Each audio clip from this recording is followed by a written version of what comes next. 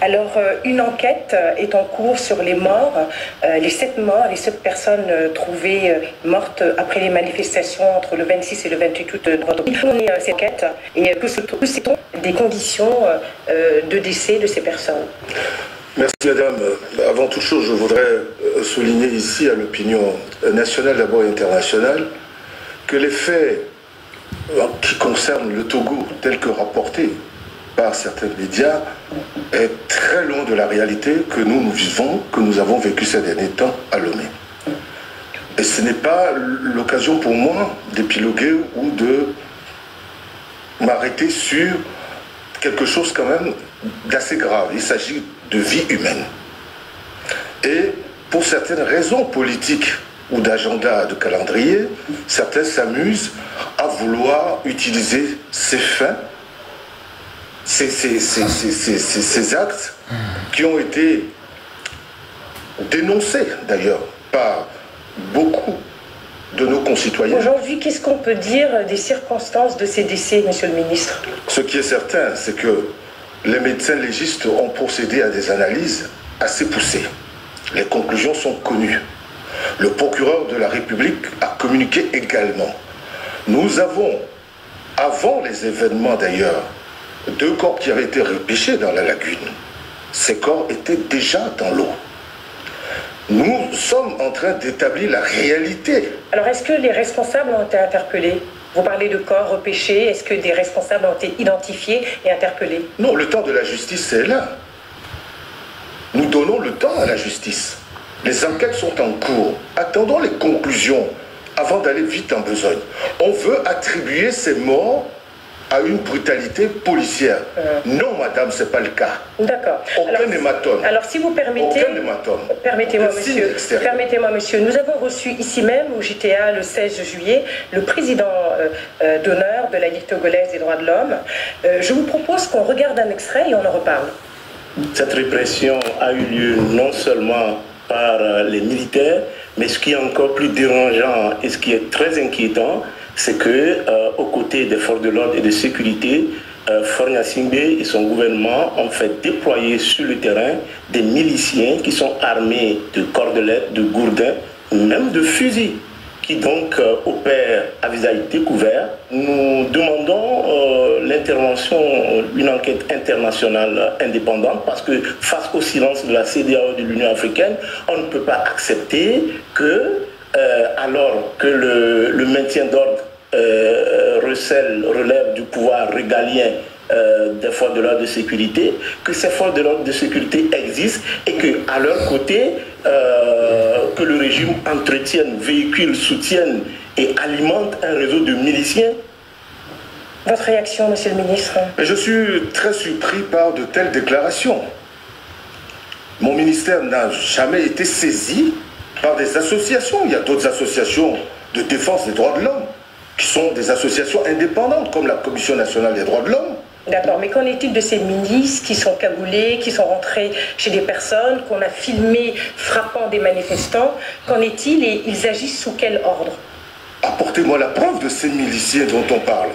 Vous ne savez pas l'existence de ces miliciens? Il n'y a pas de miliciens. C'est assez curieux puisque votre président, M. Faure Gnassingbé, a dit en 2017 à notre confrère de Jeune Afrique qu'il connaissait, qu'il connaissait ces milices et qu'il savait de quoi on parlait, même si c'était une situation embêtante. Et vous, vous dites qu'aujourd'hui, des années plus tard, en 2025, vous n'avez pas connaissance de ces milices qui pourtant font peur à votre population. Les Togolais aujourd'hui ont peur, Monsieur le ministre. Vous me parlez des faits il y a quelques semaines. Oui, mais vous ne pouvez pas dire que vous n'avez jamais entendu parler des milices dans votre pays. Je n'ai jamais vu de miliciens. Vous n'avez pas non plus vu les vidéos qui circulent, vous n'avez pas entendu la population togolaise qui les a vues, qui a peur? Écoutez, vous savez, quand il s'agit du Togo, il y a des prérequis. C'est pour ça qu'en début de notre conversation, je vous disais qu'il y a eu une tentative de fabrication d'une crise depuis l'extérieur pour salir l'image du Togo. Et qui fabrique cette crise? Une certaine diaspora depuis l'étranger s'amuse, s'active à vous avez quand même des vidéos. Bon, ça, ce n'est pas la réalité des Togolais. Revenons-en à notre propos. Parmi les nombreuses victimes, il y a un jeune adolescent dont vous avez forcément entendu parler, qui avait 15 ans, Jacques Kouani Kotoglo. Il symbolise en fait cette jeunesse qui est en souffrance. Il a été retrouvé mort dans une lagune, le visage tuméfié. Il n'avait pas participé à ces manifestations. Aujourd'hui, sa famille réclame véritablement une enquête indépendante. Que fait l'État concrètement pour ce genre de victimes? Mais d'abord, je m'incline.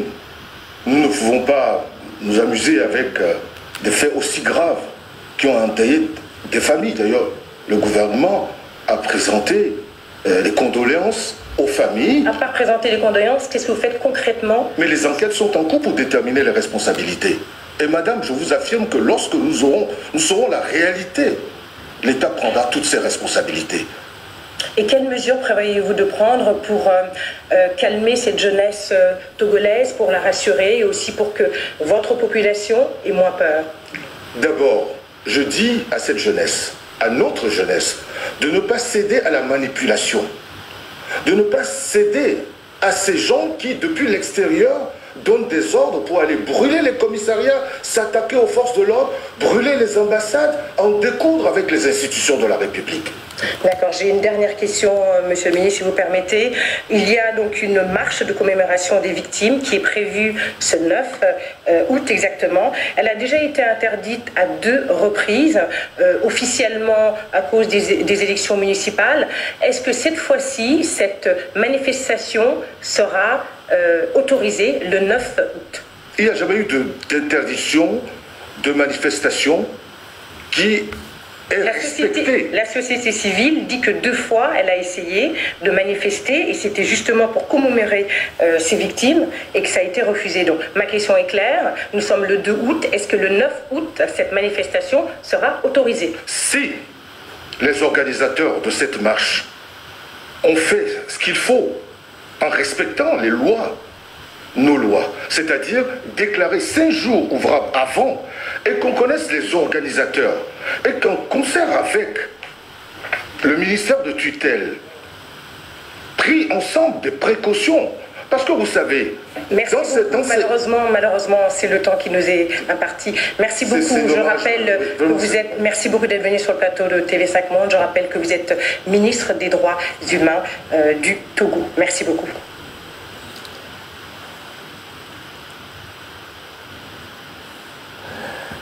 Alors, ça c'est la première vidéo de la prestation de M. Paco Madrouvi sur TV5, ça doit être hier. S'il y a une autre vidéo que la technique a programmée, elle pourrait la passer.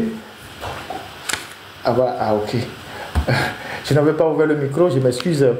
Ça c'est la première vidéo que nous avons prévu passer aujourd'hui. S'il y a une seconde vidéo, je voudrais que la technique la passe. Je demande à tous ceux qui nous suivent d'être patients. On va bien décortiquer les histoires de ces 3 troubadours là. Et donc je vous prie de vous rejoindre sur TikTok sur le compte Kossi officiel. Donc voilà, la technique c'est à vous. Vous avez notamment parmi ces personnes qui ça c'est Drew Pacom sur France 24. Amran que nous avons reçu en interview, qui a été arrêté, qui a été forcé d'être interné dans un état psychiatrique, c'est quand même... et qui, à sa sortie, nous a accordé une interview en nous disant qu'il avait été torturé. Que dites-vous, monsieur Jody? Apportez-nous des preuves. Pour l'instant, je vous dis, toute une enquête est montée sur cette affaire. Et nous attendons les conclusions. Si tel est le cas, nous en tirerons les conséquences. Mais ce qui est certain, c'est que la jeunesse, et une partie de la jeunesse, pas toute la jeunesse, excusez-moi, je reviens de 400 km de Lomé, un pays cabier, où se tiennent traditionnellement les luttes traditionnelles. Le nombre de jeunes que j'ai vus, puisque cette lutte concerne les jeunes gens qui accèdent à la majorité, c'est-à-dire à 18 ans. Ils étaient des milliers et des milliers qui, après, se sont retrouvés chez le chef de l'État pour le conforter, pour l'applaudir. Et ces jeunes ne sont pas aussi des jeunes togolais. Je vais vous dire quelque chose. Vous parlez d'abord d'artistes togolais. Mais je vais vous dire, à ce même rendez-vous, j'ai vu pas mal d'artistes, de musiciens. Je ne vais pas donner leur nom ici parce que, bien entendu, nous sommes dans une époque maintenant où, dès qu'on donne un nom qui semble apprécier ce que fait le gouvernement, les torrents de groupes, d'insultes, vous allez voir. Dès que je veux quitter ce plateau tout de suite, rien ne me sera épargné. Pour conclure, donc vous dites qu'au Togo, si on n'est pas satisfait de ce que le gouvernement a établi, on peut manifester. On a toujours manifesté. Il y a des manifestations. Si mon collègue de la sécurité était ici, il allait vous donner des chiffres. Il y a des jours, il y a eu des manifestations, l'opposition a pu manifester. Mais lorsqu'on leur dit, dans le contexte que nous vivons, et avec les menaces qui pèsent, avec tous ces gens qui déversent des torrents de boue, nous ne pouvons pas permettre certaines manifestations parce que l'ordre public ne sera pas assuré, la sécurité des Togolais ne sera pas assurée. Ce n'est pas une interdiction. Il n'y a pas d'interdiction au Togo. Et je suis venu marteler cela. Et en même temps... on retiendra ce message, il n'y a pas d'interdiction. Merci beaucoup, Bakama Djoré, ministre togolais en charge des droits de l'homme. Très bien. Merci, l'invitation est acceptée. Et voilà, c'est la fin de ce journal de l'Afrique. Merci d'avoir suivi.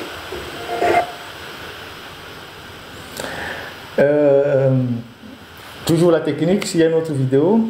On fait de la pédagogie, hein, on va passer les vidéos avant de les décortiquer. Donc soyez patients. On va faire un travail pédagogique, hein, bien pédagogique. Je ne sais pas si la technique... il doit y avoir une troisième vidéo là où ils se sont exprimés sur la télévision bizarre là. Avec... par voilà. des prêts hein, qu'on alloue pour pouvoir faire leurs activités et les intérêts sont insignifiants. Il y a bien des choses dont on peut parler par rapport au bilan qui sont visibles. C'est visible à telle enseigne que les élections dont je vous ai parlé, je vous en ai parlé plusieurs fois, le prouvent. Les résultats sont têtus. Les législatives passées ont vu UNI en tête. Et les municipales de la fin dernière ont confirmé l'assise de ce parti.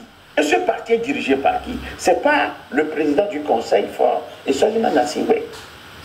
Donc, malgré, et je suis d'accord avec les merveilleux ministres, moi je les appelle les merveilleux ministres, parce qu'ils font beaucoup. Malgré tout ce qui se dit, tout ce qui se fait pour les détruire, puisqu'on a appelé à s'attaquer à eux. Est-ce que c'est normal? Donc, je dis que malgré tout ce qu'on dit d'eux, et tout ce qu'on va dire encore d'eux, ils sont là pour accompagner le président du Conseil. C'est ce qui est le plus important. Et notre pays, le Togo, c'est un pays souverain, c'est un pays démocratique. Les gens parlent comme ils veulent. Mais ce que nous...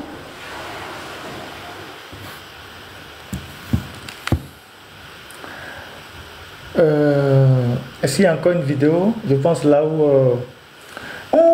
sous son inspiration et son savoir-faire, on a pu signer un accord aujourd'hui. Alors, s'il est mauvais, est-ce qu'il allait être sollicité par ses pairs? Je ne pense pas. Donc, vous savez, je le dis toujours, le président Faure Gnassingbé, c'est quelqu'un qui regarde et qui agit, qui ne s'agite pas. À l'interne, nous avons dans notre pays aujourd'hui des pistes rurales. Moi, je suis de la préfecture de Vaud, du Sud. Nous avons des pistes rurales qui sont bien aménagées et qui desservent les populations de l'intérieur vers la capitale. Et au niveau de la capitale, il y a des routes qui sont réfectionnées et qui sont aménagées pour qu'on puisse avoir une économie florissante. Puisque lorsqu'il n'y a pas de route, l'économie, c'est le ça passe par là. Voilà. Donc, il y a les centres de santé qui sont construits. Il y a des écoles qui sont aménagées, qui sont construites. Il y a des femmes qui sont aidées par des prêts. Genre les gros bras, tout ça, dans la sécurité en France. Après, il a eu une merveilleuse épouse avocate qui était, je pense, bâtonnier dans la zone où il exerçait. Lui-même, il est devenu avocat. Et, il a été maire adjoint à Évry-Courcouronnes, très ami à Manuel Valls. Donc, c'est quelqu'un qui, de par son parcours, a quand même évolué dans un environnement totalement sain, un pays développé, qui a exercé en France le pouvoir au niveau de l'administration locale. Et donc, il connaît la redevabilité. Quand on accède à ces fonctions-là en France, il connaît la redevabilité. Quand on est maire adjoint et tout ça, on est redevable aux populations. On sait comment est-ce que on doit faire les comptes publics, on doit rendre compte de la gestion de la mairie aux populations, de leur juridiction et tout ça. Donc c'est quelqu'un qui vient d'un pays où la culture de rendre compte de la gestion publique est très ancrée et où les populations sont suffisamment regardant sur la gestion qui est faite des biens qu'on accorde aux élus. Et donc, a priori, c'est quelqu'un, une fois qu'il est revenu au Togo, qui devait inculquer les bonnes manières, qui devait dire, ah les gars, moi je viens d'un pays où j'ai évolué, j'ai eu la chance d'évoluer, j'ai même exercé des fonctions de maire adjoint, je sais que quand j'étais en France, c'est la rigueur dans la gestion, c'est la culture de rendre compte, c'est des réunions permanentes, c'est la préoccupation de tout le temps, il faut voir comment est-ce que les populations doivent être... les revendications des populations, les écoles, les universités qui sont dans notre mairie, les crèches, les bourses, les centres culturels, tout ça, il a appris ça en France. Parce qu'il a exercé des fonctions de pouvoir local en France. Il a été un élu local en France. Il a été avocat. Ouais, il a eu un parcours assez fabuleux. Il a fait l'université, il a fait le droit. Il s'est débrouillé comme tout le monde. Il a fait la sécurité, il gardait les boîtes de nuit, et les gros bras et tout ça. Après, il est devenu avocat et il est devenu maire adjoint. Et il a côtoyé l'ancien Premier ministre. Donc, quelqu'un comme ça, quand il revient au Togo, il devait revenir avec les bonnes manières dans la gestion de l'administration. Mais il s'est fait que, à Djoubi aujourd'hui, c'est celui qui défend tout, c'est-à-dire c'est l'avocat du diable. Il défend des choses auxquelles lui-même il ne croit pas. Il est arrivé au Togo et il s'est fait élire rapidement député de l'AV, puisque ça mènerait du côté de Mouépé. Il s'est fait élire député de l'AV. Il a siégé à l'Assemblée, selon mes informations. Il prenait pratiquement pas la parole à l'Assemblée, c'est un ami de fort, ils passent la soirée ensemble, en bonne compagnie, ils sirotent les whisky jusqu'à 2 h du matin, lui, Fort, Bengbeni, tout ça, donc c'est des gens qui sont généralement dans la belle vie. Et à l'Assemblée, il ne s'occupait vraiment pas de grand chose, et il ne se battait pas pour sa petite localité qu'il a élue. Et donc, voilà des gens... je vais revenir un peu en arrière pour ne pas oublier cet aspect avant de revenir sur la Djoubi. Voilà des gens qui, il y a encore 2 mois au Togo, ont pris des décisions pour interdire France 24. Ils ont arrêté la journaliste de TV5 qu'ils ont gardée pendant des heures dans un commissariat ou une brigade de gendarmerie. Ils ont effacé les images qu'elle avait. Ils ont dit que ce sont des médias, ils ont interdit RFI, ils ont dit que ce sont des médias des impérialistes qui veulent déstabiliser le Togo, qui sont en mission pour détruire le Togo. Et 2 mois après, sans même rétablir ces médias, ils se sont levés, ils ont pris leur valise, lougou comme ça, ils sont arrivés en France pour solliciter des interventions sur les mêmes médias. C'est-à-dire, il y a quelques semaines, on nous disait que France 24, RFI, parce que je suis sûr qu'ils vont passer sur RFI avant de rentrer au Togo, TV5 Monde, c'était des médias impérialistes qui veulent détruire le Togo. Et ils ont actionné la HAC, qui est devenue l'institution qui était la liberté de presse au Togo, pour fermer ces médias-là. Ils ont même arrêté la journaliste de TV5 Monde sur le lieu de reportage. Et du jour au lendemain, ils se sont rendus compte que les médias qui sont au Togo n'ont pas d'envergure, ni World TV, qui est leur média, ne porte plus. Donc ils sont arrivés en France, on leur a donné un peu d'argent de venir faire le lobbying en France. Ils ont certainement acheté des billets classe affaires, ils ont pris leur meilleure veste. Afan Gbedi, lui, il a pris des vestes bleues, cravate bleue et chemise blanche, donc pour être aux couleurs du nouveau parti auquel il a adhéré. Je reviendrai sur son cas. Donc lui, il restait seulement, il allait mettre la peinture bleue dans ses cheveux, mais il a pris veste bleue, cravate bleue, chemise blanche pour être en harmonie avec sa nouvelle couleur politique. Il restait que seulement les cheveux qu'il allait mettre une couleur bleue dans les cheveux, et puis là où il fend là comme Mandela, il allait mettre bleu foncé, comme ça on allait savoir qu'il est militant des cheveux jusqu'aux pieds. Donc ils sont arrivés en France, tout feu tout flamme, ils se sont invités sur les mêmes médias, et ils ont cru que, bon, c'est des journalistes de Lomé là qui les appellent Excellence, Honorable, Majesté, Monseigneur. Donc on va dire, Excellence Monsieur le ministre, Majesté Monsieur le ministre, Honorable Monsieur le député. Ils se sont retrouvés nez à nez avec des journalistes qui les ont proprement malmenés, au point qu'ils avaient même toutes les difficultés à chercher les mots pour se défendre. Ça c'est une parenthèse. Je reviens sur le cas Adjourouvi.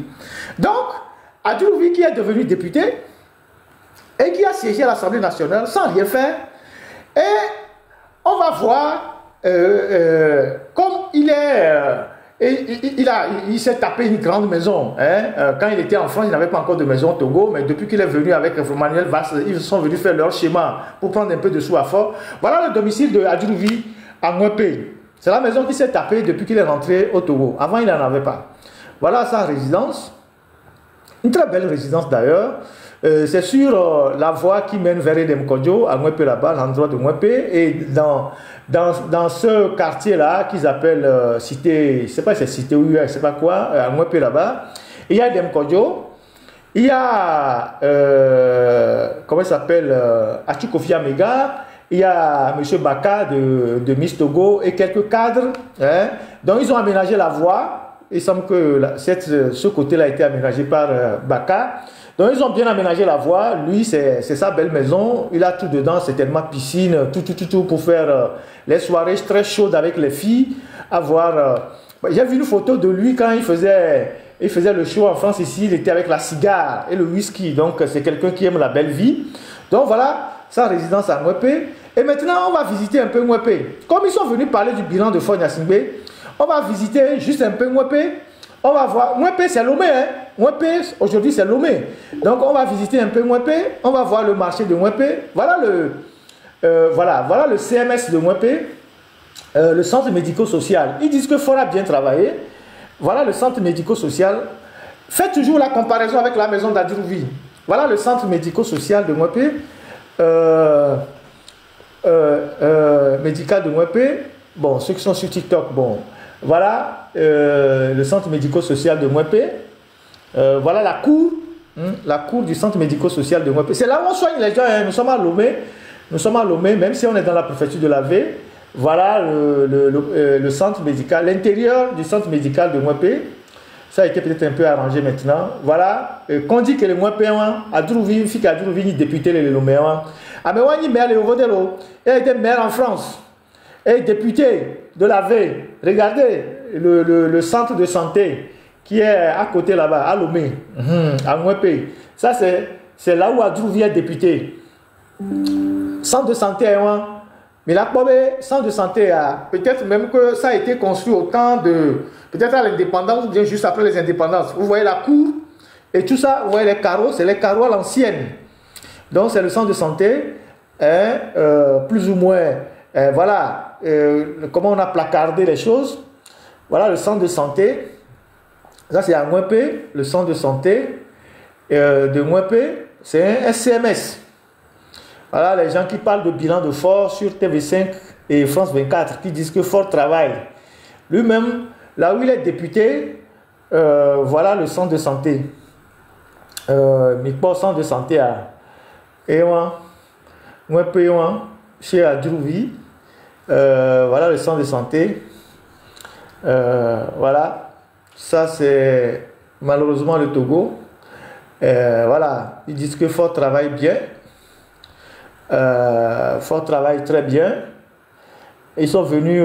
nous sommes à Lomé, hein, parce que Mwempe, je suppose que c'est Lomé. C'est Lomé, c'est le Grand Lomé. Voilà la cour du centre de santé. Donc, et donc, il y a la belle maison d'Adjourouvi, la très très très belle maison d'Adjourouvi que vous voyez. Et vous avez le centre de santé qui n'est même pas clôturé, qui n'est pas moderne. Et quand vous voyez ça, vous n'avez pas envie d'aller vous faire soigner là-bas. Donc ça, c'est à Mwempe. On va voir, c'est le centre de santé qui n'est même pas clôturé. Vous imaginez les herbes qui sont partout là-bas, les moustiques. Hein? Et Nemikpo, Mwempe Kondia, mais la Pokakabe, on l'a soigné. On l'a amené la va conduire les fous. Que dès que vous les commandiez, peut-être alcool, il n'y a pas de bâtiment, on va mettre là, on zin, deux zin. Et on il n'y a pas de rideau que les fous là. Les rideaux là, vous voyez ça?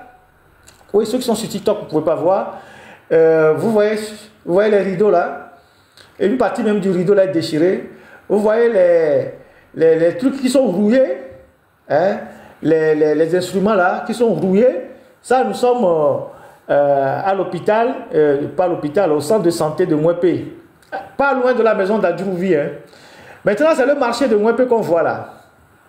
Le marché de Mwempe qui est un très ancien marché. C'est un ancien marché parce que ce marché se situe sur le circuit des rails. Et donc, tous ceux qui, pendant longtemps, prenaient les rails pour aller à Kpalimé ont dû connaître ce marché-là qui est un marché très ancien, un marché très ancien à Mwempe, très ancien. Parce que le train faisait un arrêt là-bas. Tous ceux qui allaient à Kpalimé, à Agou, à Badja, tout ça, ils connaissent ce marché du temps colonial, je pense. Ça, c'est le marché de Mwempe. Hein? Et voilà. Et Adjourouvi, je rappelle qu'il a été maire en France. Maire en France. Donc, quelqu'un qui a été maire en France, il connaît l'importance des infrastructures de base.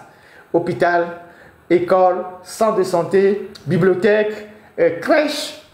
Voilà. Donc ça, c'est le marché de Mwempe. Hein? Le marché de Mwempe. Et voilà, la ville, c'est une ville, la bourgade de Mwempe. Ça, c'est le carrefour de Mwempe, qui est en même temps contigu au marché. Vous voyez les ordures, les saletés. Mwempe va s'y aller, il est quoi? Donc à Djouvia, Fikebe. Donc il a sa belle maison à Mwempe. Certainement avec toutes les commodités, une piscine, un coin barbecue, un bar, un lieu pour faire la fête, les belles filles arrivent, et puis après, le village, c'est totalement la misère. Le marché, c'est des clés, c'est des hangars, des fortunes, le CMS manque de tout. Et comment vous pouvez comprendre que quelqu'un comme Adjourouvi, qui a été maire en France, maire adjoint, depuis qu'il est rentré au Togo pour se mettre au service des Gnassingbé, il n'a pas pu faire un partenariat. Hein? Parce que si tu as été maire en France, c'est que tu connais tous les réseaux des maires en France, des villes en France. Tu peux solliciter un partenariat pour amener des partenaires ou des moyens pour reconstruire le CMS de Mwempe, pour donner des moyens pour reconstruire le marché de Mwempe, pour construire une bibliothèque à Mwempe, pour construire une crèche à Mwempe, pour donner des moyens aux élèves de Mwempe. Mais il ne l'a pas fait. Il vient là en France,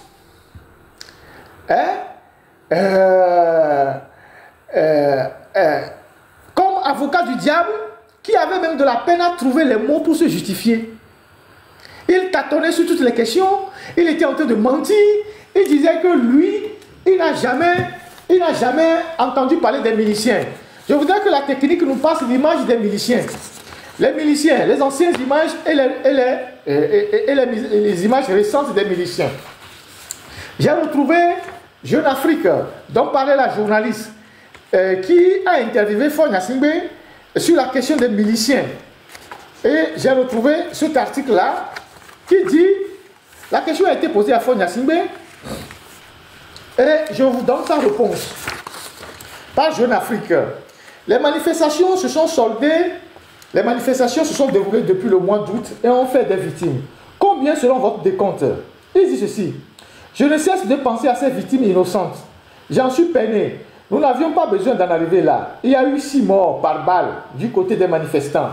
et 2 morts des forces de l'ordre lynchés et décapités à Sokolé. C'est absolument déplorable. Des enquêtes sont en cours et la justice fera son travail. Et le journaliste de Jeune Afrique d'Ambré, on a relevé la présence des milices qualifiées de groupes d'autodéfense aux côtés de la police et de l'armée. Les reconnaissez-vous? Je rappelle que c'est Yark, à l'époque ministre de la Sécurité, qui avait parlé, lorsqu'il a été interviewé, des miliciens, il avait dit que c'est des groupes d'autodéfense qui essayaient de sécuriser les quartiers contre les manifestants. C'est Yark qui les avait qualifiés de groupes d'autodéfense. Et donc, la question a été posée à Faure Gnassingbé. On a relevé la présence des milices qualifiées de groupes d'autodéfense aux côtés de la police et de l'armée. Le reconnaissez-vous? Voilà la réponse de Faure. C'est une réalité. C'est ce que Faure dit. Faure dit que la présence des milices, que eux-mêmes ils appellent groupes d'autodéfense au Togo, que c'est une réalité. Il dit, c'est une réalité que je déplore, mais il faut replacer dans son contexte. C'est une réalité que je déplore, mais qu'il faut replacer dans son contexte. Celui des premières manifestations violentes du PNP et des multiples provocations auxquelles ils se sont livrés et auxquelles se sont livrés les militants de ce parti. C'est cela qui a donné naissance à ces groupes d'autodéfense qui sont également condamnables et que nous condamnons. Voilà la réponse que Faure Gnassingbé a donnée à Jeune Afrique sur la question des milices en 2017. Et c'est cette réponse-là que la journaliste a renvoyée au visage de Adjouroubi qui, de façon péremptoire, dit que lui n'a jamais entendu parler de milices. Il n'a jamais connu les milices. Il n'en a jamais entendu parler. Et qu'aucune association sérieuse ne l'a saisi sur la question des milices. Et citant les associations sérieuses, il a parlé de la CNDH. La CNDH qui est un instrument du régime. Donc, toujours concernant les milices, il y a en 2017 le Quai d'Orsay qui a réagi. Et je vous lis la réaction du Quai d'Orsay. En 2017, sur la question des milices, le Quai d'Orsay dit ceci. La France reste attentive à l'évolution de la situation au Togo. Nous sommes préoccupés par les rapports sur la présence d'hommes en civil aux côtés des forces de l'ordre pouvant s'apparenter à des milices, a déclaré le porte-parole du Quai d'Orsay, Agnès Romaté, en Espagne. Voilà la réaction du Quai d'Orsay qui poursuit. Le département d'État américain, dans la même veine, a expliqué au correspondant de Los Angeles ceci. L'inquiétude poursuit le département d'État américain porte aussi sur un recours excessif à la force par les forces de sécurité et les rapports selon lesquels des groupes de milices financés par le gouvernement ont recours à la force et à la menace pour perturber les manifestations et intimider les civils.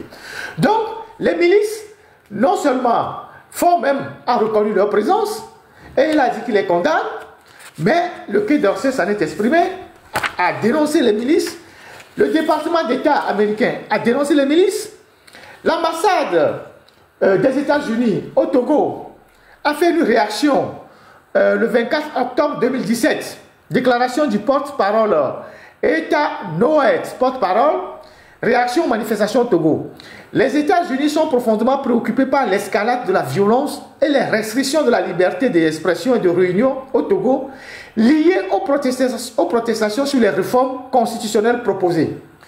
Nous sommes particulièrement préoccupés par les informations faisant état d'un recours excessif à la force par les forces de sécurité et signalons que des milices parrainées par le gouvernement. Ça, c'est l'ambassade des États-Unis au Togo. Les milices parrainées par le gouvernement utilisent la force et la menace de la force pour perturber les manifestations et intimider les civils. Ça, c'est la réaction de l'ambassade des États-Unis, le département d'État, le Quai d'Orsay, à l'époque des manifestations de 2017. Il y a la Ligue togolaise des droits de l'homme, de maître, dirigé à l'époque par maître Raphaël Adjari-Kpangé, qui a fait plusieurs sorties pour alerter l'opinion et saisir les institutions sur la question des milices. Lettre ouverte à Pius Agbetome et à Yak Damhan. La LTDH dénonce une justice bras armée du pouvoir silencieuse face aux milices.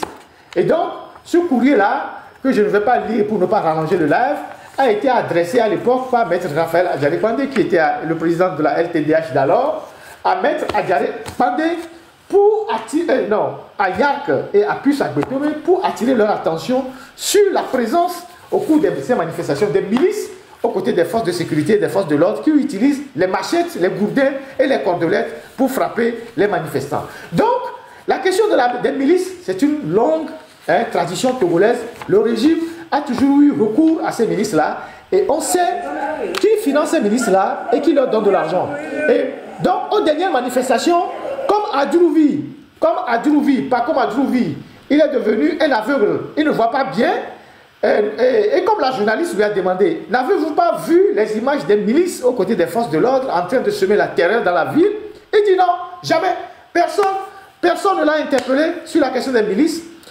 Dans ce live-là, que je sais qu'ils suivent abondamment, nous allons reprojeter les images de ces milices-là, les vidéos de ces milices, que nous connaissons presque aujourd'hui totalement parce qu'on fait un travail de documentation sur ces questions de milices, qui les finance, et je peux vous assurer que l'un des principaux financiers de ces milices-là se trouve dans la chambre à coucher de Faure Gnassingbé. Et donc, Faure Gnassingbé, c'est qui finance les milices autour de lui. Et donc, on fait un travail de documentation terrible de ces milices-là, avec les nouvelles dispositions en France. C'était parmi eux viennent en France, y compris celui qui les finance, celui qui est chargé de les financer. Ils vont se faire choper prochainement, vous allez voir, même dans toute l'Europe. Et donc, il y a tout un travail qui est en train de se faire sur ces milices-là. On met les noms sur les visages, qui les utilise, qui les envoie, les véhicules qu'ils utilisent, qui les finance. Et donc, voilà les vidéos. Comme Adjourouvi ne le sait pas, on va jouer les vidéos là pour qu'ils puissent avoir la réalité de ces milices. Alors la technique, vous avez l'antenne.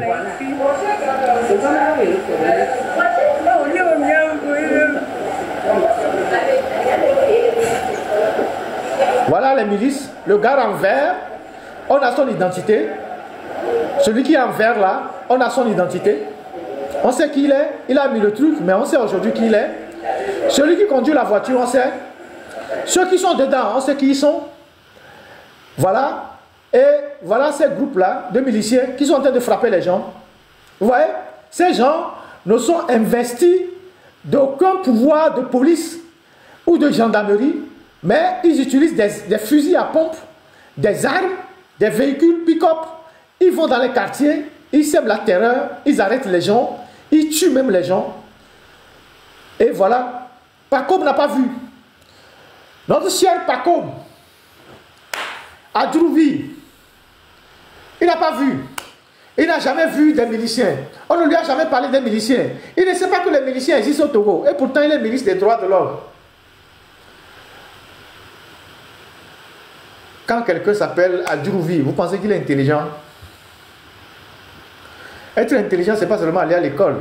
Le bon sens, ce n'est pas seulement les histoires d'études. Hein. Le bon sens, là, ce n'est pas seulement aller à l'école. Hein? Ce n'est pas seulement aller à l'école. Quand quelqu'un s'appelle Adjourouvi et qu'il est comme il est là, pensez qu'il est suffisamment intelligent. Ces gens-là, ils sont là juste pour la vie. Tous ceux qui n'ont pas eu les facilités qu'ils n'ont pas eu en France, parce qu'en France, quand tu es maire, que tu gères une localité, tu dois faire les comptes. Et si tu voles un seul euro là, ils vont crier sur toi. Les journaux vont te tabasser en France. Ils vont écrire sur toi, canard enchaîné, tout ça, là, ils vont sortir ton nom dans la presse. Donc, il est retourné à Lomé pour avoir les facilités.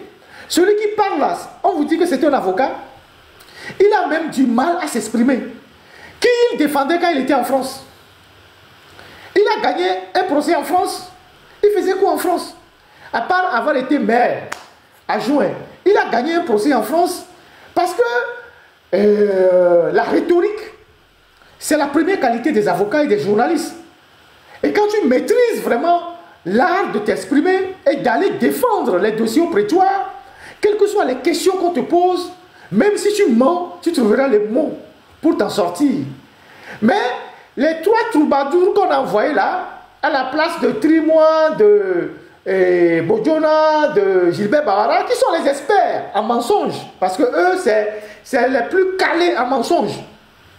C'est les plus calés en mensonges.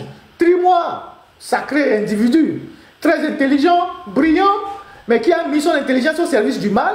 Lui, quand tu lui poses une question, il a toujours une réponse. Même dans le mensonge, il s'en sort toujours. Bahara, pareil. Bodjona, pareil. Je ne sais pas pourquoi on a laissé cette équipe choc-là pour sortir les nouveaux venus, hein, les nouvelles recrues, qui sont arrivés avec leur veste flambant neuf, là, tout canton, et puis bon, voilà, ils ont voulu marquer leur territoire, mais ils se sont fait malmener par les journalistes. Même si on avait amené Papson Moutité, hein, sur France 24, il aurait mieux défendu, il aurait été à la hauteur de la mission que les deux avocats troubadours là qu'on a vus.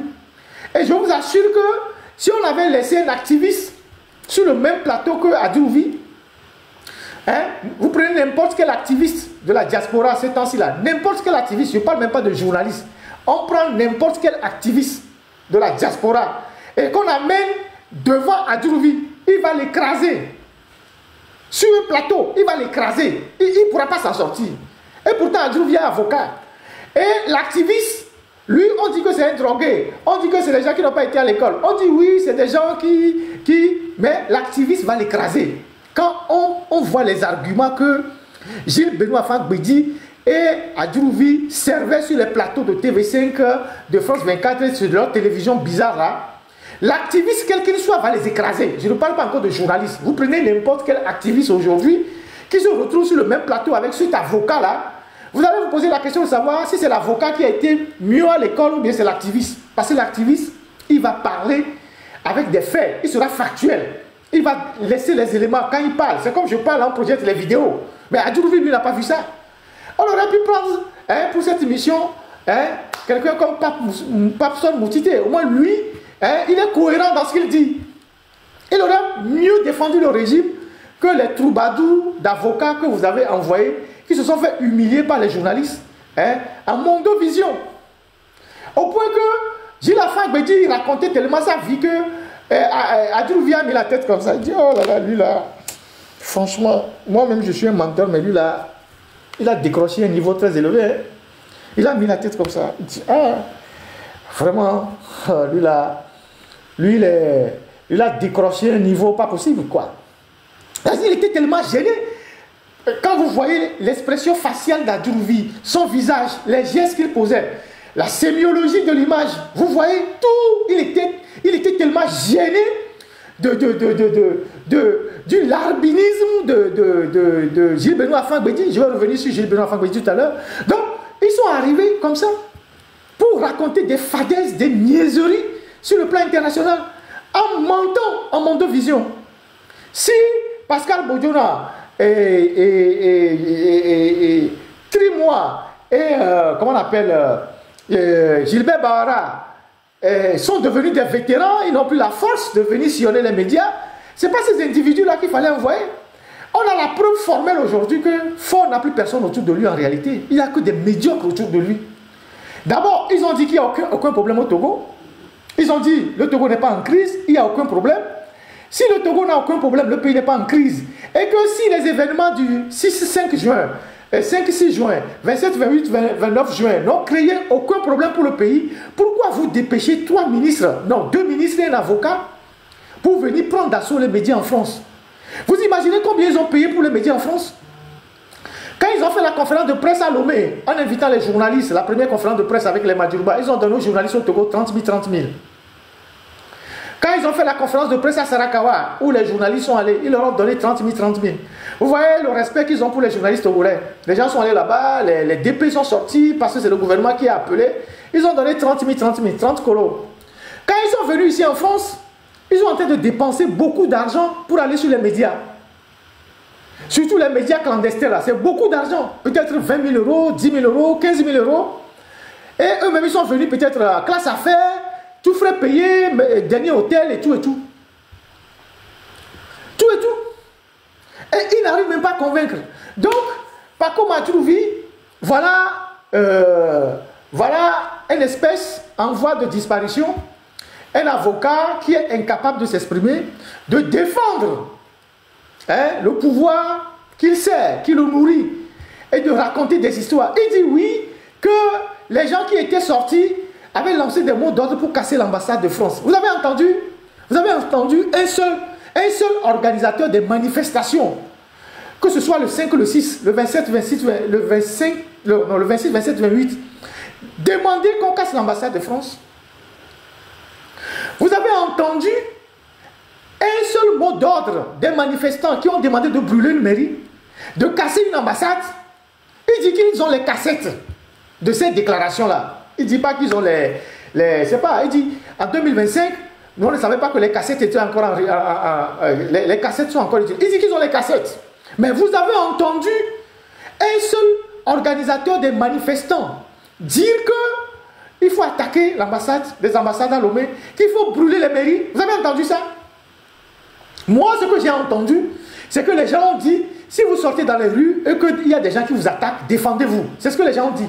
Mais moi, je n'ai jamais entendu un organisateur des manifestations, ceux qui donnaient en tout cas les mots d'ordre, demander qu'on s'attaque à une représentation diplomatique ou qu'on s'attaque à une mairie. Je n'ai jamais entendu ça.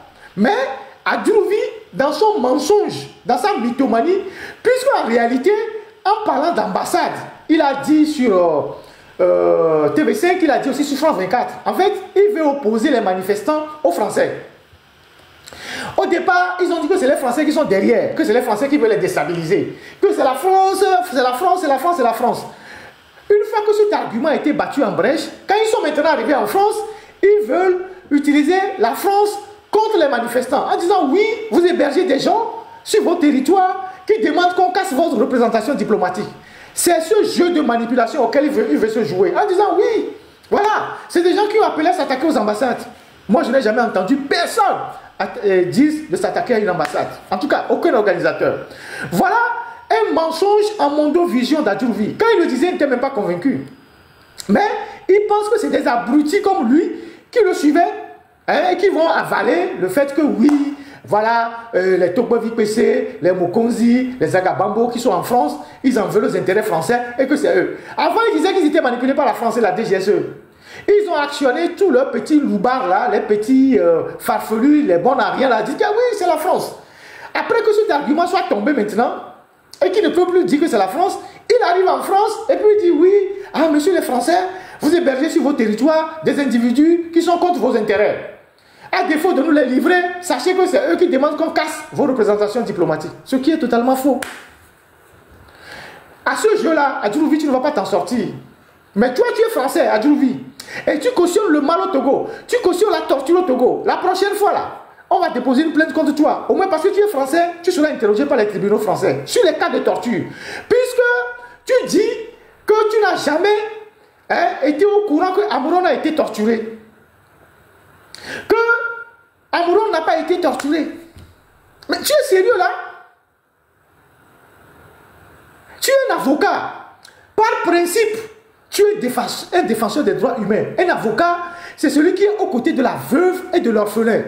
Donc ta fonction même te prédispose à défendre celui qui est victime d'injustice, un avocat. Ensuite, tu es ministre des droits de l'homme.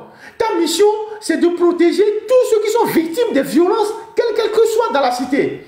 Tu viens gaillardement, avec ta tête rasée et ta barbichette de merde là, dire que oui, que Amoron n'a pas été torturé, que tu n'as aucune preuve que Amoron a été torturé. Avec ta tête rasée et ta barbichette de merde. Parce que vous êtes tellement méchant qu'on est obligé d'être vulgaire avec vous. Que oui, que Amoron n'a pas été torturé. Tu as un ministre des droits de l'homme, un avocat en plus. Ministre des droits de l'homme et avocat en plus. Ça dit, tu as une double casquette qui te prédispose à la prudence, à relativiser tes propos, à dire peut-être que voilà, nous allons prendre les dispositions parce que la torture est un crime imprescriptible. Quand tu es ministre des droits de l'homme et que tu dis qu'Amoron n'a pas été torturé alors qu'il a été torturé, tu es complice de la torture. La prochaine fois, une plainte sera déposée contre toi. Tu es français. Et contre aussi Madjouba. On ne sait pas encore si lui est français. On saura bientôt. Mais on sait que lui, sa femme et ses enfants sont français. Là, on est déjà... Les enquêtes ont déjà donné toutes les réponses. On sait. Mais toi, Adjouvi, tu es français. Et tu cautionnes la torture au Togo. Tu vas répondre devant les tribunaux français. Madjouba, qui est ministre de la Sécurité, on verra son cas. Vous tous qui soutenez la torture, avec les nouvelles dispositions en France, là, vous allez voir ce qui va se passer. Prenez ça comme vous voulez. Continuez pas à raconter des bêtises. Et donc, Amron n'a pas été torturé, il y a les enquêtes qui sont en cours, et madame, machin, tout ça. Tu n'as pas vu les milices. Amron n'a pas été torturé. Toi, en tant que ministre des droits de l'homme, c'est comme ça qu'on arrête les citoyens. On va l'enlever avec 40 militaires à 21h sur la maison, on la met dans la gendarmerie, on le tabasse, on la met dans un camp de psychiatrique. C'est comme ça qu'on traite les gens qui sont malades. Les gens qu'on arrête, qu'on appréhende des citoyens, toi, ministre des droits de l'homme, et avocat en plus. Et vous voulez qu'on croise comme ça les doigts, on vous regarde, on ne dise rien. Mais attendez, ça va pas se passer comme ça. Pas du tout. Donc, voilà, je ne sais pas si j'ai oublié, peut-être que j'ai oublié quelque chose sur le cas d'Adjouvi, je vais peut-être revenir. Ils sont tellement, ces gens-là, franchement, peut-être que je vais revenir là-dessus. Et je vais prendre le cas Gilles Benoît Fangbedi. Si je me rappelle de quelque chose que je dois dire encore sur Adjouvi, je reviendrai. Gilles Benoît Fangbedi. Et c'est lui vraiment qui fait pitié dans cette histoire-là. Adjouvi, lui, il était un ami de jeunesse de Faure Gnassingbé. Ils faisaient les Kassankou ensemble. Il est à côté de Faure Gnassingbé. Lui, il mange bien. Il boit le whisky avec Faure chaque soir. Ils font les Kassankou, ils ont la cigare, ils vivent bien, ils ont tout. Mais Gilles Benoît Fangbedi, lui, je suis triste pour lui parce que nous avons fait le CST ensemble. C'est avec Gilles Benoît Fangbedi qu'on faisait Maître Raphaël Adjarek Bandé, Gilles Benoît Fangbedi, et puis d'autres, qu'on faisait un peu le tour des leaders pour les convaincre de rentrer dans cette initiative-là et de pouvoir rassembler les Togolais pour pouvoir relancer la contestation. Et je me rappelle que quand Feu Agboibor n'était pas totalement en phase avec nous, quand nous sommes allés pour le voir à son domicile, à Tokoin Trésor là-bas, parce qu'il a un domicile au rond-point du Trésor. Pas le domicile qui est à Tokoin Nord, non, il a une autre résidence, au niveau du ministre Acha. Voilà. Et donc, quand nous sommes allés là-bas, avec Gilles Benoît Fangbedi, on a échangé longuement avec le bâtonnier. Nous pensons qu'il faut que...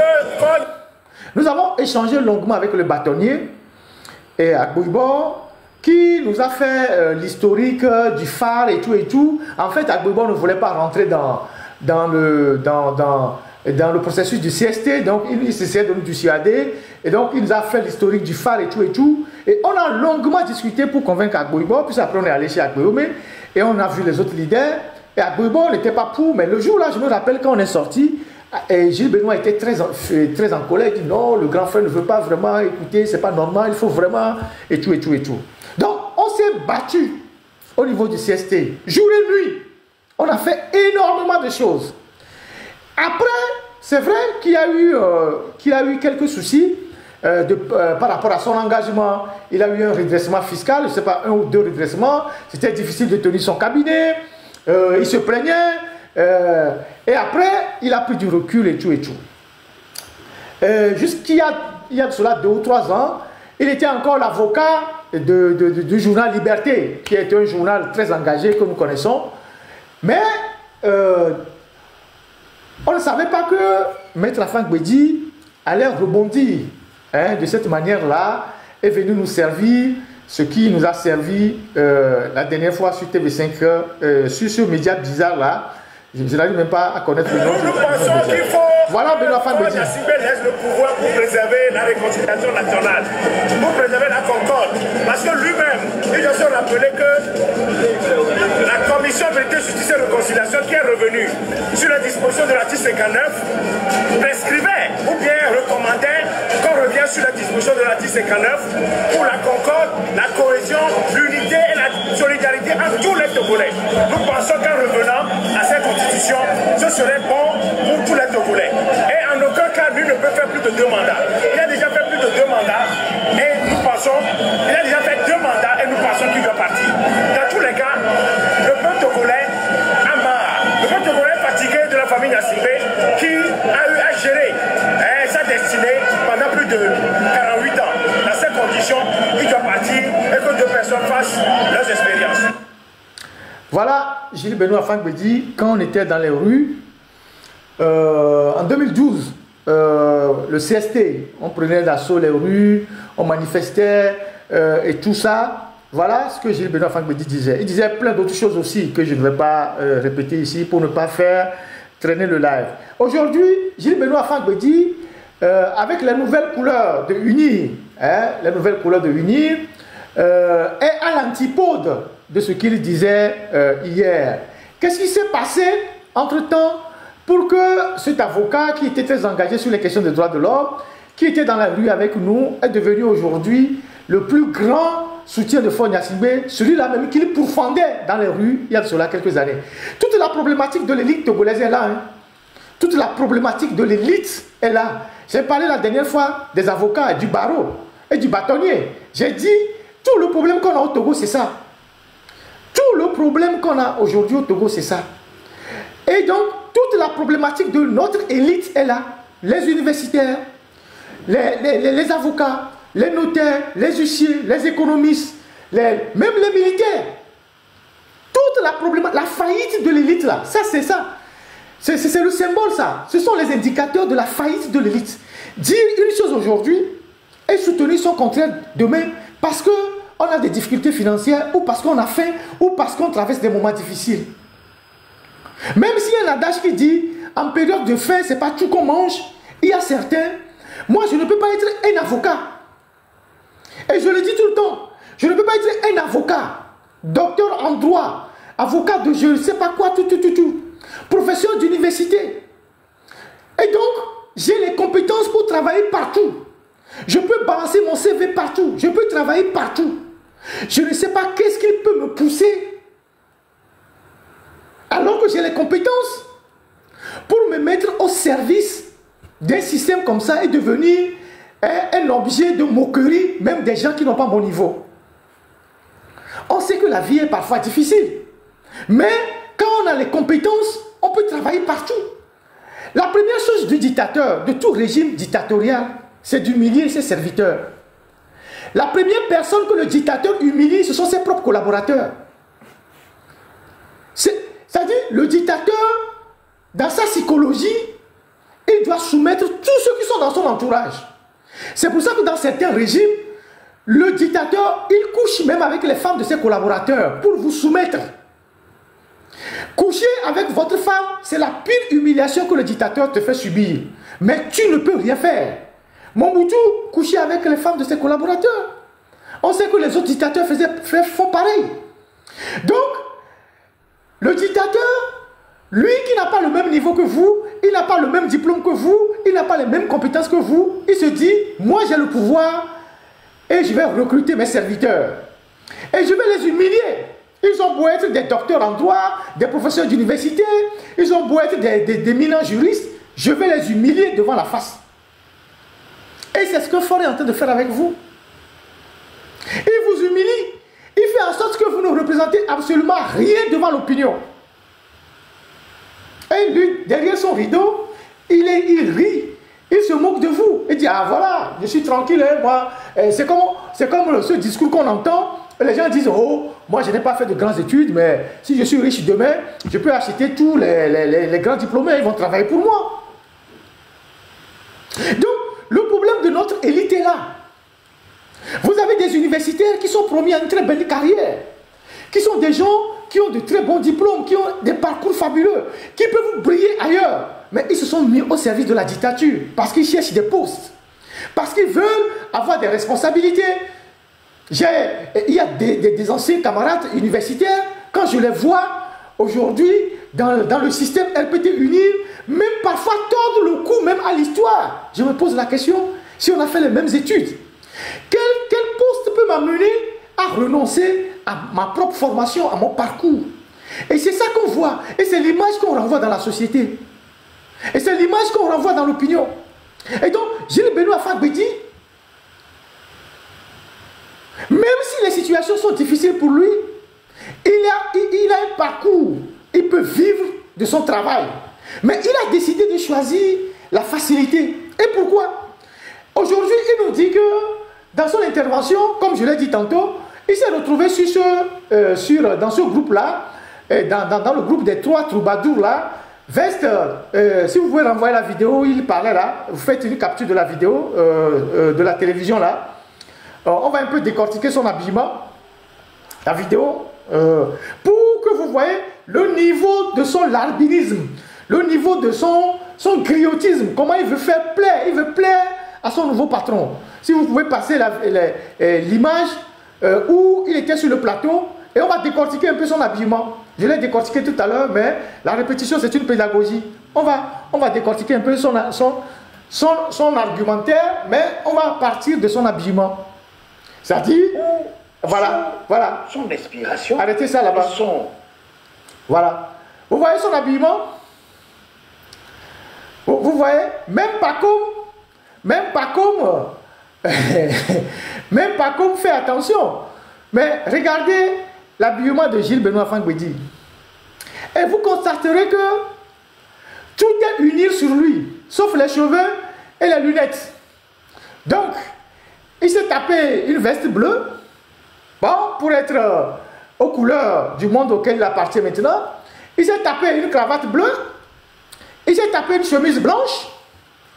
Donc tout ça c'est aux couleurs de uni, et il ne le reste qu'en réalité à mettre la peinture bleue dans ses cheveux et à fendre le côté Mandela pour que ça soit en harmonie de la tête jusqu'aux pieds. Malheureusement, je n'ai pas vu ses chaussures.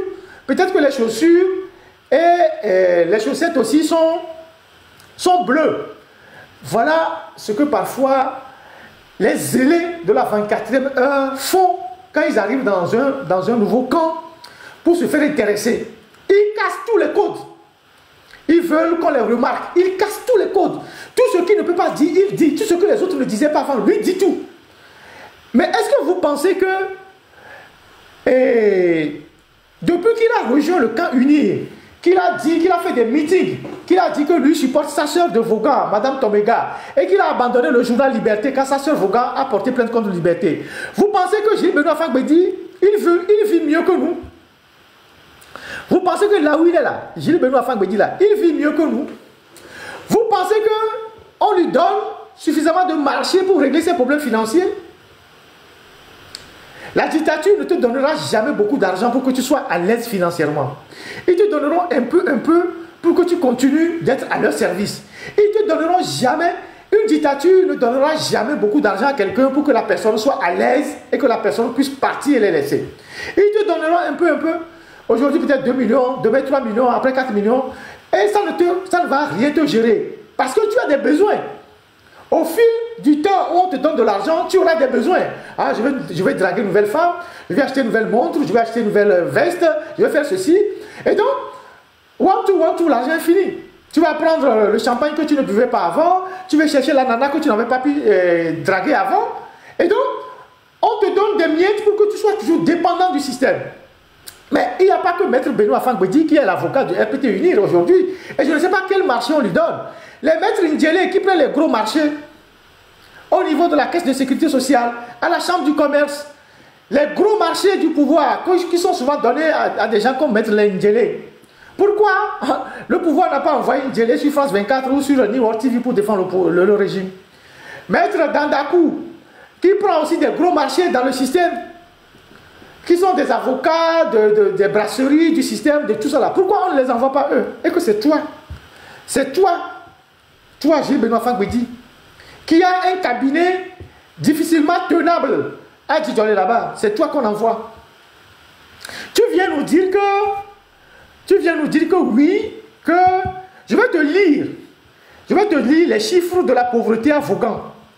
J'ai l'impression que ça ne tourne pas bien dans ta tête. J'ai fait beaucoup de dossiers sur la zone des phosphates. Donc on a beaucoup écrit sur Vaughan, à Hautoué, tout ça, jusque dans les lacs. On a beaucoup écrit, jusque dans le Zion. Je vais te donner les chiffres. Voilà une photo d'une rue. Comme tu tu dis que Fort a aménagé les pistes rurales. Mais Gilles, tu es sérieux, Gilles Benoît? Tu es sérieux là? Que Fort Gnassingbé, dans son bilan, que chez toi, Vaughan, ils ont aménagé les pistes rurales qui sont bien tracées pour le déplacement des populations. Toi qui viens d'une zone minière, la zone des phosphates, qui se trouve être aujourd'hui la zone la plus abandonnée du Togo, la plus délaissée du Togo. Voilà les routes de Vaughan quand il pleut, les pistes rurales dont tu parles. Voilà les ambulances que vous utilisez à Vaughan. Quand toi et ta soeur, Victoire Tomega, elle allait donner ces ambulances-là aux populations de Vaughan, les tricycles. Et dans une zone des phosphates, une zone où on exploite les phosphates, où des gens qui gèrent les phosphates sont des milliardaires. Voilà Vaughan.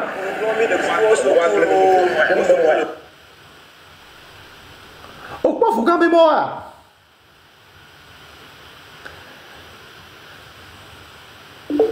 On les quoi Vaughan mémoire? On les quoi Vaughan mémoire? Tu vois les rues de Vaughan là?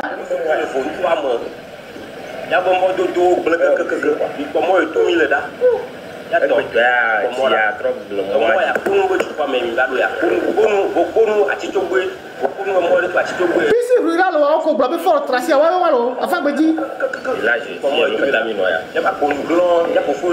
afin bedi Vaughan me malo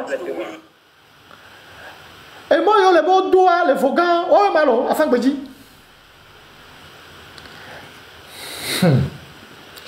nous que toi li womima Vaughan me sukulo walo mi po mora ambulance ko ku dadawa Victoire Tomega, nous sommes maintenant à Mole Vaughan. Passez-moi les ambulances là. C'est ça les ambulances. Hein? Ambulance à eux. Ambulance quand ils viennent dans les Vaughan. Tomega, ministre de je sais pas, développement la base. Ce sont les ambulances que vous avez données à Vaughan. Ça. Tu mets ça aussi dans le bilan de Fort, n'est-ce pas? Tu mets ça aussi dans le bilan de Fort, n'est-ce pas? Ce sont les ambulances que vous avez données aux gens. Et pourtant, n'enlevez pas les ambulances, la technique, gardez l'ambulance un peu, je vais faire le commentaire. Et pourtant, Vaughan est une ville historiquement engagée pour la liberté au Togo. Pendant la colonisation, c'est une ville qui s'est levée contre les colons, qui s'est battue contre les colons et qui a payé le lourd tribut contre les colons. Vaughan, c'est une ville, c'est une localité qui regorge énormément de richesses. Mais les plus malheureux aujourd'hui au Togo, c'est les gens de Vaughan. C'est les populations de Vaughan. Non seulement elles ont perdu la grande partie de leurs terres qui ont été récupérées pour les phosphates, mais Vaughan n'a pas d'infrastructure. Et à part la route qui passe par Vaughan et qui va à Anfouin, je pense bien, il n'y a plus aucune route goudronnée à Vaughan. Vaughan abrite le marché, le plus grand marché au Togo à part Lomé. Le marché de Vaughan est un marché de première catégorie. Mais le marché n'a jamais été construit. C'est des hangars qui sont dans le marché de Vaughan. Voilà les ambulances que vous avez données aux gens à Vaughan. Vaughan, c'est à 60 km de Lomé. Et moi, quand on va y les Vaughan, et moi, les pistes rurales dont tu parles là, c'est les Allemands qui ont tracé ça à Vaughan. Comme la plupart des pistes rurales au Togo, aménagées après par les Français. C'est les Allemands qui ont fait les routes, les pistes au Togo. Après aménagé par les Français sous la tutelle. Et ces pistes sont restées les mêmes depuis les indépendances. Et donc, tu es fier de dire que en 2025 où les gens font les autoroutes, les gens font les routes aériennes, les routes souterraines en Afrique. Les gens sont en train de faire les métros en Afrique.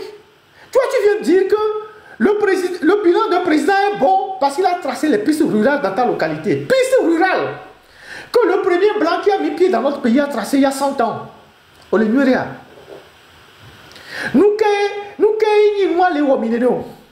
C'est quoi ton problème? Les chiffres de Vaughan, 90% des gens, des filles de Vaughan sont des portefeuilles au grand marché de Lomé. 90% des filles de Vaughan sont à Lomé en train de faire abattre les portefeuilles. 90%. Vaughan est la préfecture qui a le taux d'analphabétisme le plus élevé au Togo. Le taux d'analphabétisme, c'est pas parce que toi tu es avocat que tu penses que tout le monde est avocat, Vaughan. C'est le taux d'analphabétisme le plus élevé au Togo. Et pourtant, c'est eux qui ont les phosphates. 90% des filles à Vaughan partent à Lomé pour servir à Baté. Les hommes, ils partent au Nigeria, au Bénin et au Nigeria. Le nom est les blédons. Anigban Balamora Dagleo. Anigban Balo. Amoko Lidi Anigban, Vaughan Kolidi Anigban. Oh, il a noté. Oh, il a Tablibo Mekouton. Oh, il a Bamono. Fouve les Anigban, les noirs Dagleo. Et il n'y a plus de terre à Vaughan. Et il n'y a pas de l'eau potable à Vaughan. Il n'y a pas de l'eau potable à Vaughan. La ville la majorité de Vaud, l'eau des puits, hein, à grand diamètre, c'est dans les cimetières. Et si que on l'a pour les Vaughan, vous donnez, Bénicla, vous donnez. Il y a moi les coussins, les Vaughan, mais préfecture là, mais. Il y a des puits qui sont à côté des cimetières. C'est l'eau là que les gens puissent pour boire à Vaughan. Tu vois, tu bois de l'eau minérale à Lomé. Tu fais bien tes cheveux, tu mets les shampoings dans les cheveux, tu brilles bien parce que bon, tu veux impressionner les femmes. Mais voilà comment les gens vivent à Vaughan. Les agriculteurs qui sont restés à Vaughan, ils utilisent 100% la roue. Les agriculteurs qui sont à Vaughan, pour le peu de terre qu'il reste là, ils utilisent 100% la roue. Donc, ils sont encore à l'époque du précambrien. C'est-à-dire la dernière époque historique, la préhistorique. Les Vaughan, les filles, 60 km de Lomé. Agrédator, les Vaughan, et c'est ce que Victoire Toméga leur a distribué à Gogo. Brouette, roue et machette. 100% des agriculteurs de Vaughan, quand on a coûté à l'heure de la mécanisation de l'agriculture. Hein? La roue a été inventée, à l'âge des métaux. Si tu veux qu'on parle d'histoire, la roue et le coupe-coupe là, ça a été inventé à l'âge des métaux, c'est-à-dire au temps immémoriaux. Des milliers d'années plus tard, à Vaughan, et à Vaughan là-bas, les gens continuent d'utiliser la roue. Et toi, tu viens gaillardement s'asseoir et nous dire oui, que tu es devenu le partisan de quelqu'un qui a fait des miracles dans ta localité. C'est où le miracle? Fort a déjà fait le point de tout ce que les phosphates rapportent au Togo qu'il utilise avec ses amis israéliens. Fort a fait le point.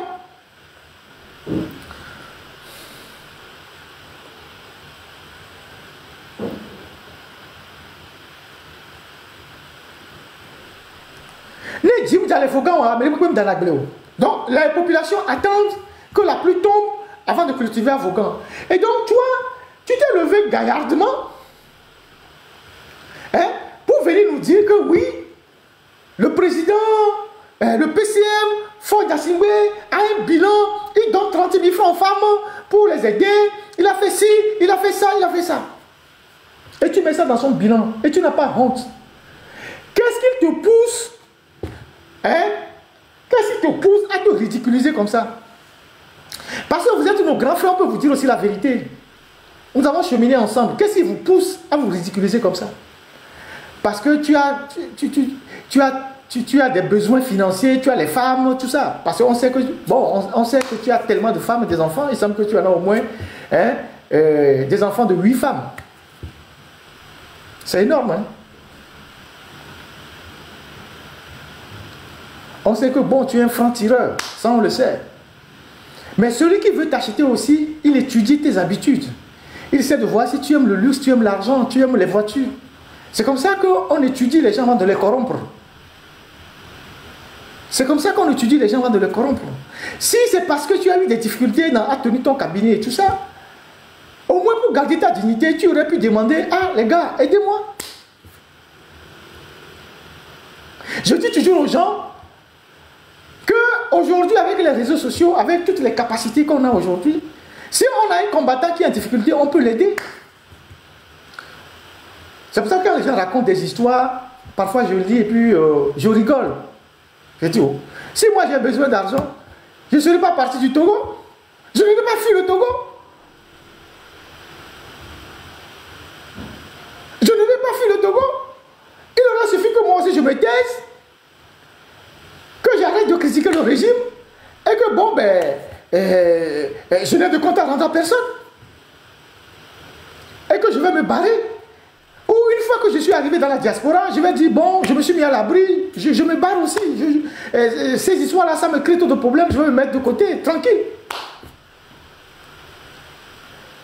On peut lancer un GoFundMe pour te soutenir. On peut demander aux Togolais de cotiser si tu es dans la lutte. Si moi, Ferdinand, aujourd'hui je suis en difficulté et que j'ai vraiment besoin d'argent au point que je ne sais pas, je ne sais quoi faire, au lieu d'aller me compromettre, je dis toujours aux gens, mais vous savez combien je peux lever sur Internet?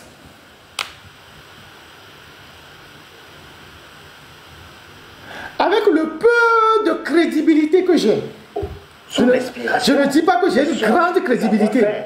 Le peu de crédibilité que j'ai aujourd'hui, le peu de crédibilité que j'ai, il y a des gens à Lomé, ils m'envoient des préoccupations, j'en parle, le lendemain c'est réglé. Et les gens m'appellent et disent, Ferdinand, qu'est-ce qu'on peut faire pour toi?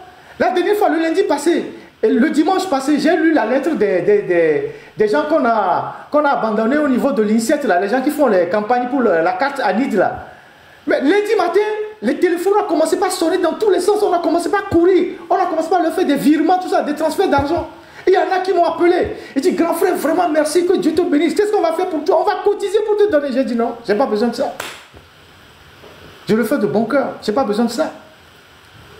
Donc, si aujourd'hui, moi, Ferdinand, j'ai des difficultés, à supposer que je traverse une situation difficile et que j'ai besoin d'argent, si je lance un GoFundMe là, vous savez combien je peux récolter sur Internet? En 2 semaines, je peux dépasser 100 000 euros. En 2 semaines, je peux dépenser 100 000 euros.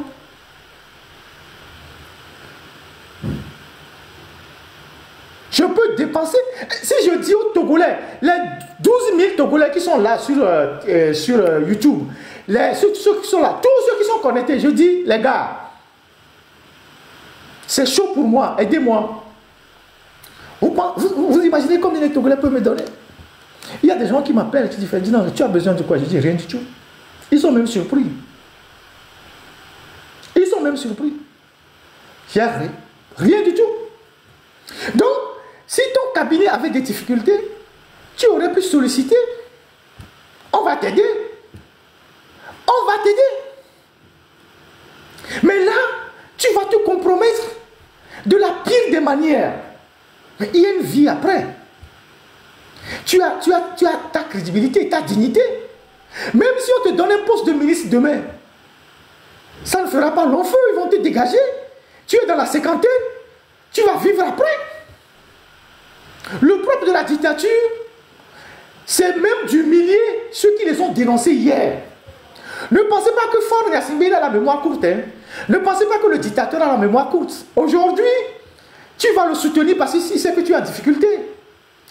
Il ne te donnera rien d'abord. Il va te laisser rentrer bien dans la boue pour que le peuple se moque de toi. Ça fait bientôt 2 ans que tu fais ce que tu fais là. On ne t'a encore rien donné. Peut-être qu'on t'a donné quelques petits marchés. Mais ils vont te laisser bien descendre dans la boue. Ils vont te laisser, tu vas te malasser. Tu vas rentrer bien dans la boue. Tu as vu ce que Bodjona a fait là-bas? Ce que Bodjona a fait. Ils vont te laisser rentrer bien dans la boue. La merde qu'ils ont mis partout là, tu vas aller ramasser ça. Et les gens vont te regarder, les gens vont se ridiculiser. Après, ils vont te donner un ministère qui ne vaut rien. Peut-être droit de l'homme. Ils vont te nommer à la place de celui qui a la tête rasée à côté de toi là. Où il n'y a pas de budget. Où il n'y a pas de budget.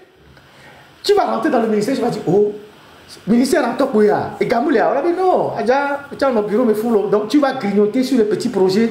Et quand tu vas sortir de ce ministère-là, tu n'auras plus rien. Parce que quand tu deviens ministre, tu rentres dans un autre standing. Tu vas vouloir vivre comme un pacha, tu vas boire les meilleurs vins, les meilleurs champagnes, tu vas acheter les meilleures vestes, tu vas draguer de nouvelles femmes. Et quand on va te chasser du ministère, il ne te restera rien. Tu vas arriver dans ton cabinet et tu seras seul. Tu seras seul. Même ce que tu fais aujourd'hui là, déjà, les gens vont fuir ton cabinet. Et nous collons, la manière dont tu es en train de te prostituer là. Les gens qui vont t'amener un dossier, ils vont fuir. Et ton cabinet sera désert. Kofigo avait un cabinet en 90, jusqu'en 80 combien? Quand il a rallié, il y a des mois, il n'avait plus de cabinet. Son cabinet était à côté de la station d'essence qui est en face de la BTCI là-bas. Il n'avait plus de cabinet. Parce que les gens ont dit qu'il a trahi. Qui va prendre un dossier pour aller donner à quelqu'un? Donc, il faut mesurer les conséquences de ce que tu es en train de faire aujourd'hui. Sachant que ce régime-là, il est en difficulté, il est en fin de vie. Si Faure Gnassingbé est obligé d'aller choisir des gens comme vous pour aller le défendre sur les médias, c'est qu'il est en difficulté. Il est énormément en difficulté. Tout le cinéma que vous avez organisé à Kara là-bas, que Adjouvi a évoqué, si vous pouvez me passer la vidéo, voilà, j'ai dit que si j'ai oublié quelque chose, je vais revenir là-dessus. Si vous pouvez me passer la vidéo de Faure Gnassingbé devant les jeunes de Vala à Kara là-bas, si vous avez la vidéo, la technique, montrez-moi la vidéo, je vais décortiquer cette vidéo-là. Parce que Adjouvi a évoqué cette vidéo-là sur France 24 et a tenté de manipuler l'opinion dans un mensonge éhonté. Il faut que j'explique cette vidéo-là. Et toute la manipulation qui est derrière. Dans 20 minutes, je vais arrêter le live. Parce qu'il y a des gens qui sont en train de m'envoyer des messages que le M66 a un live tout à l'heure. Ok, moi je vais finir. C'était pas trop courant, mais je vais finir pour que les gens aillent là-bas. Et dans 20 minutes, je vais arrêter le live. Mais je vais décortiquer cette vidéo-là. Parce que ces gens-là, il faut les déconstruire de façon méthodique. Donc, Adjouvi, quand on lui posait la question sur Amron, il dit oui, Amron n'est pas le seul artiste au Togo et que d'ailleurs, il y a plusieurs artistes qui sont arrivés à Kara